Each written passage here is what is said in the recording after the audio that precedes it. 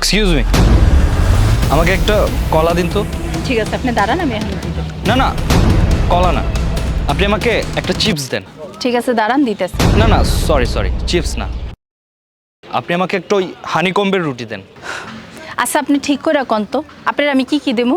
একই সময় এক একটা কইতাছেন।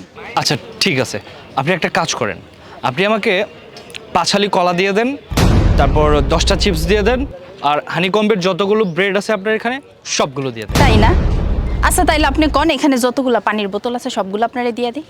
রাইট রাইট, এগুলো খেলে তো আবার পানি পিপাসা পাবে। ঠিক আছে, আপনার এখানে যত পানির বোতল আছে আপনি আমাকে পানির বোতলগুলোও দিয়ে দেন।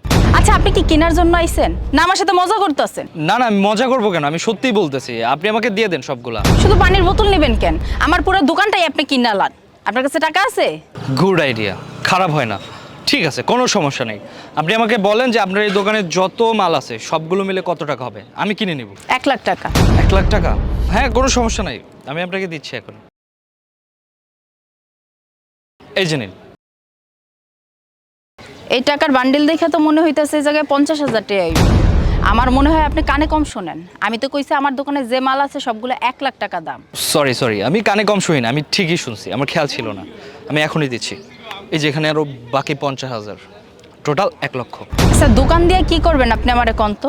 আপনারে দেখে তো আমার কোনো দিক দিয়ে মনে হইতেছে না আপনি কোনো দোকানদার। হ্যাঁ, আমাকে দোকানদারের মতো মনে না হলেও সমস্যা নেই, আমি আপনার জন্য দোকানদার হয়ে যাব। আসলে ব্যাপারটা হয়েছে, আমি আপনাকে পছন্দ করি, আপনাকে আমার অনেক ভালো লাগে, আর সেজন্য ভাবলাম আপনার পাশে যদি দোকান দেই তাহলে আপনাকে সবসময় দেখতে পারবো, যখন ইচ্ছা হবে তখন। আপনার কি মনে হয় এমনি এমনি আমি পয়টা যাবো? সরাসরি এসে আপনাকে বলতেও পারতেছিলাম না যে আপনাকে আমার ভালো লাগে, পছন্দ করি, তাই ভাবলাম যে একটু ডিফারেন্ট ওয়েতে কিভাবে আপনাকে প্রপোজ করা যায়, সেজন্যই এভাবে আসলাম। দেখেন, আপনার কথাবার্তা আমার খুবই ভালো লাগছে। আমি আপনার প্রস্তাবে রাজি। খুব ভালো, তো আপনি রাজি হয়ে গেলেন, টাকা পাওয়ার সাথে সাথেই রাজি হয়ে গেলেন, তার মানে তো মনে হচ্ছে আপনিও কিছুটা গোল্ড ডিগার টাইপের মেয়েদের মতোই না? না না, আপনি ভুল বুঝতেছেন। আমি টাকার জন্য আপনার প্রস্তাবে রাজি হই নাই। আমার বাবা খুবই অসুস্থ। আমার বাবার চিকিৎসার জন্য 1,00,000 টাকা দরকার, যার কারণে আমি আপনার থেকে টাকাটা নিলাম। ডোন্ট বি সিরিয়াস, আপনি তো সিরিয়াস হবেন না, আমি জানি আপনার বাবা অসুস্থ, আর সেজন্যই আমি এখানে আসছি। আসলে আপনাকে তো আমার ভালো লাগে, আর ভালো লাগার মানুষের বিপদে তো অবশ্যই সাহায্য করার জন্য এগিয়ে আসতে হবে, সেজন্যই আপনার দোকানের সব জিনিসপত্র কিনে নিয়ে আপনাকে একটু হেল্প করার চেষ্টা করলাম। আপনি জানতেন মানে? আপনি কি করে জানেন? কিভাবে জানলাম? ওকে, আপনি ঐশীকে চিনেন না?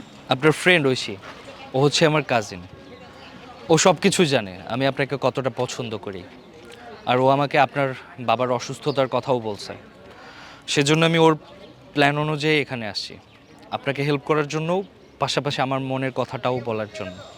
আশা করি এখন বুঝতে পারছেন।